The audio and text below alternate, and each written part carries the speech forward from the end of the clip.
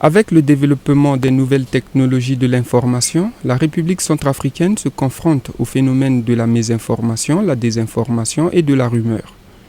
La désinformation notamment constitue un fléau qui gangrène la société centrafricaine. Le combattre nécessite la mobilisation et la sensibilisation de tous les acteurs sociaux. Pour lutter contre la propagation de la désinformation et les discours de haine, la MINUSCA a construit, à hauteur de plus de 36 millions de francs CFA, le bâtiment abritant la station radiophonique dénommée Yata dans la ville de Birao, chef-lieu de la préfecture de la Vakaga. Quand la crise a éclaté, tout le monde vivait dans la peur.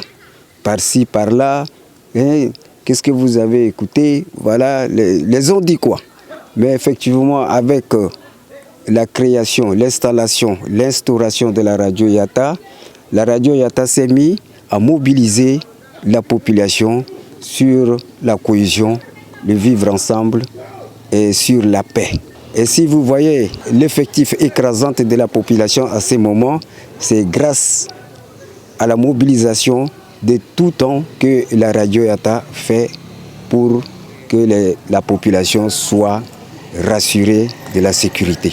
La station de radio Yata est équipée de matériel de production radiophonique de diffusion et d'un système hybride d'énergie électrique fourni par le Programme des Nations Unies pour le développement en abrégé PNUD. Sa portée de diffusion est de 10 km en modulation de fréquence et elle émet sur la fréquence 88.8 FM. À l'aide d'un poste récepteur, les communautés peuvent écouter clairement les différents programmes diffusés par cette station radiophonique. Radio Yata sina birawoti sandrso atene kozo so ikmaso farso ikmangor atene pe ikmagi vretene tatene so ikmana mbagdi bangi radio Yata ke résonner so ikma dabasi iknangia farso.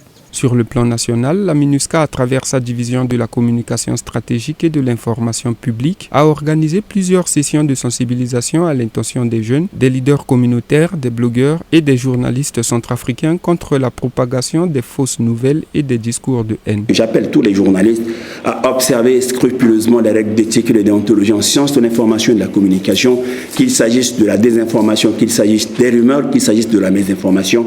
Chaque fois que vous avez une information en main, la première des choses, chers confrères et consoeurs, c'est de chercher à vérifier cette information, à croiser les sources de cette information, à vous assurer de l'exactitude de l'information avant de pouvoir diffuser. Rappelons que la division de la communication stratégique et de l'information publique de la MINUSCA a mené plusieurs activités dans le cadre de la lutte contre la désinformation et les discours de haine, entre autres la résidence et création artistique des pièces de théâtre et des fresques murales dans le but de sensibiliser la population centrafricaine.